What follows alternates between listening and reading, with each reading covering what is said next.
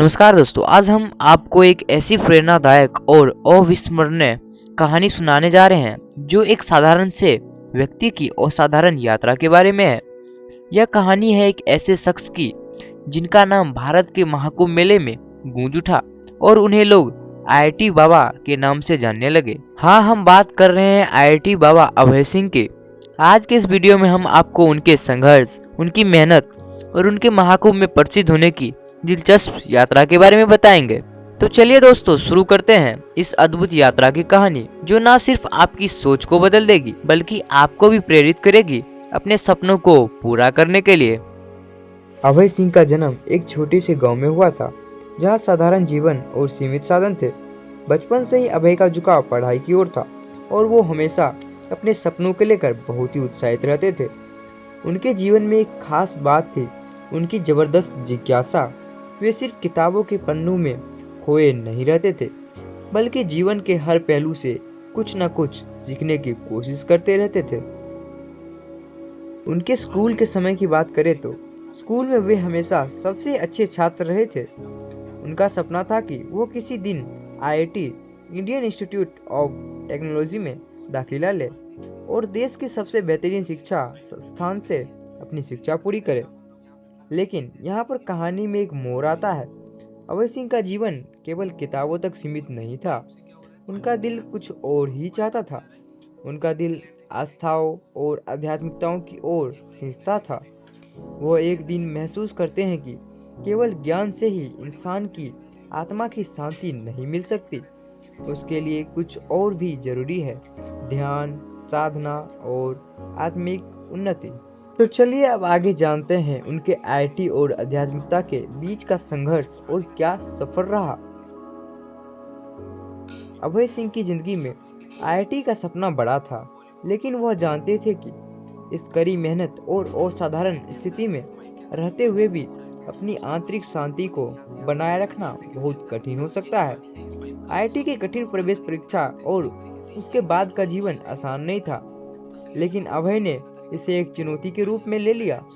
उन्होंने खुद को मानसिक और शारीरिक रूप से इतना सशक्त किया कि आईआईटी की परीक्षा पास करना उनके लिए कोई बड़ी बात नहीं रही। आईआईटी दिल्ली में उनका एडमिशन हुआ। वहाँ की जिंदगी बहुत तेज थी। हर दिन एक नई चुनौती, नया दबाव और हर दिन कुछ नया सीखने को मिलता। लेकिन फिर भी अभय सिंह का मन कभी शांत नहीं था। वह चाहते थे कि वह कुछ और भी करे, कुछ ऐसा जो आत्मा को शांति दे, और यही से उनकी आध्यात्मिक यात्रा की शुरुआत होती है।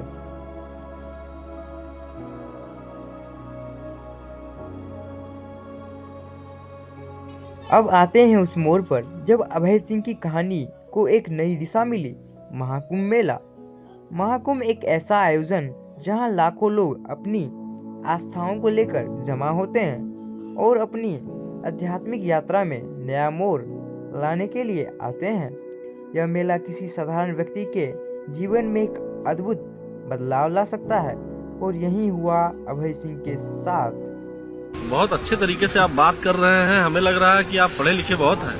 हाँ, आईआईटी बॉम्बे से पढ़ा हुआ है ना जी। आईआईटी बॉम्बे से एरोस्पेस इंजीनियरिंग किया ना मैंने।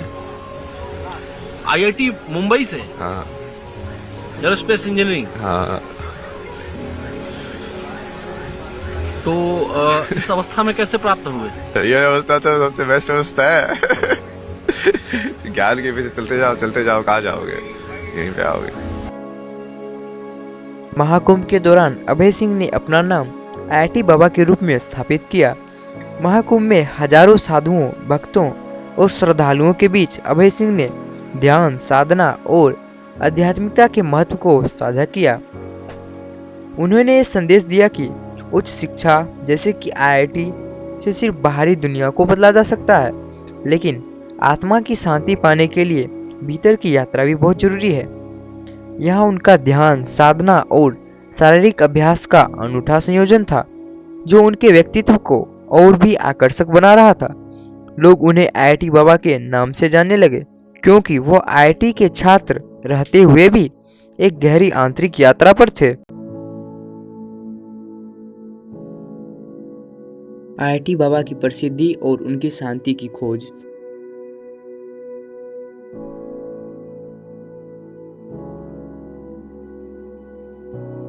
अभय सिंह ने लाखों बच्चों के सपने आईआईटी बॉम्बे से आईआईटी कंप्लीट की और उसके बाद उनका 36 लाख का सालियाना पैकेज था, मगर उन्होंने सब कुछ को छोड़कर आध्यात्मिकता, शांति के रास्ते को चुना।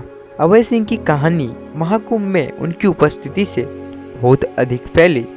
वह ध्यान में, अपने विचारों में और अपने शारीरिक प्रदर्शन में इतने संतुलित और शक्तिशाली दिखाई देते थे कि लोग उन्हें एक मिसाल मानने लगे।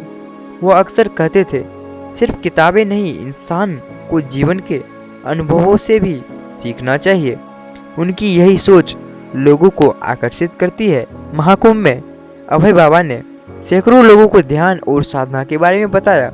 उन्होंने यह सिद्ध कर दिया कि एक व्यक्ति जो दुनिया की सबसे कठिन और प्रतिस्पर्धी शिक्षा प्रणाली में एक मजबूत स्थान बना सकता है, वो अपनी आंतरिक शक्ति को भी उतनी ही गंभीरता से अपना सकता है। अभय सिंह ने अपने माता पिता का साथ छोड़, परिवार का साथ छोड़, समाज का साथ छोड़ एक ऐसा रास्ता अपनाया जो उनको शांति के रास्ते पे ले जा रहा था।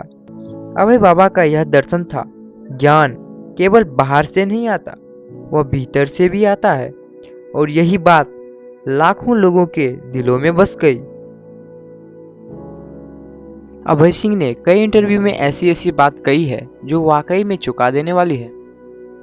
आप नंबर दो तो मैं कॉल करती हूँ, एक बार आवाज सुनना चाहोगे? नहीं कभी तो इच्छा होती होगी मम्मी की आवाज सुनने की, मम्मी के हाथ का खाना खाने की। नहीं? मम्मी से तो मैं बुला गया था, आपसे बेहतर खाना तो मैं ही बना लेता हूँ। घर तो नहीं गया, मतलब कितने सालों से?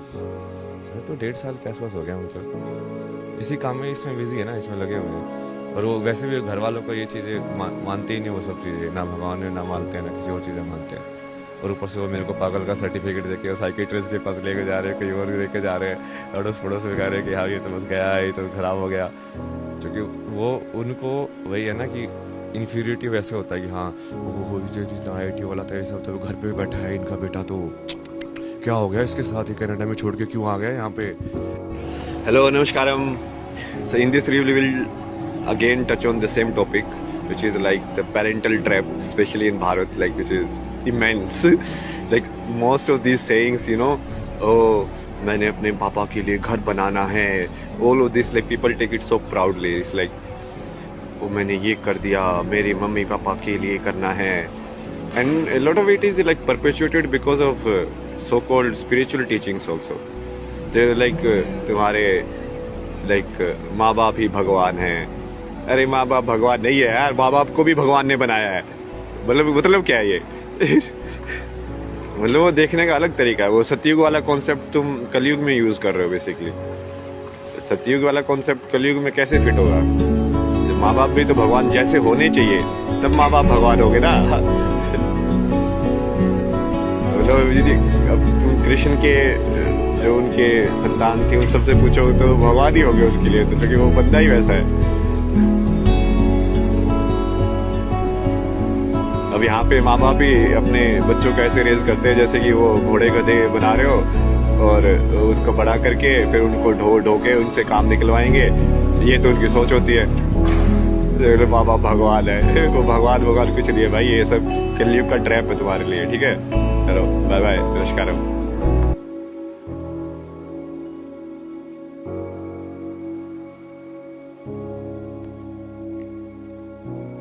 अभय सिंह की यह कहानी हमें यह सिखाती है कि सफलता के मार्ग पर चाहे कितनी भी कठिनाई क्यों ना हो, अगर आपके अंदर आत्मविश्वास और आंतरिक शांति है तो आप किसी भी लक्ष्य को प्राप्त कर सकते हैं। उनकी सबसे बड़ी सीख यह थी कि जीवन में शांति और संतुलन की आवश्यकता है।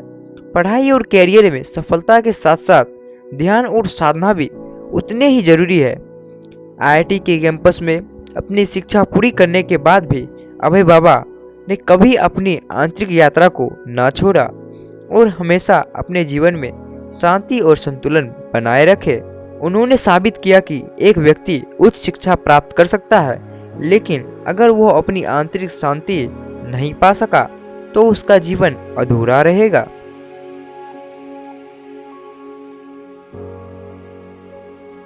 IIT बाबा अभय सिंह की कहानी एक प्रेरणा है जो यह दिखाती है कि केवल शिक्षा ही नहीं बल्कि आंतरिक शांति में भी जीवन में सफलता का एक अहम हिस्सा है। उनकी यात्रा पर यह साबित करती है कि संतुलित जीवन जीने के लिए शरीर, मन और आत्मा का सामंजस्य जरूरी है। अभय बाबा ने हमें यह सिखाया कि अगर हम अपने जीवन को सही दिशा में ढालें तो हम न केवल अपने लिए बल्कि समाज और दुनिया के लिए भी कुछ अच्छा कर सकते हैं।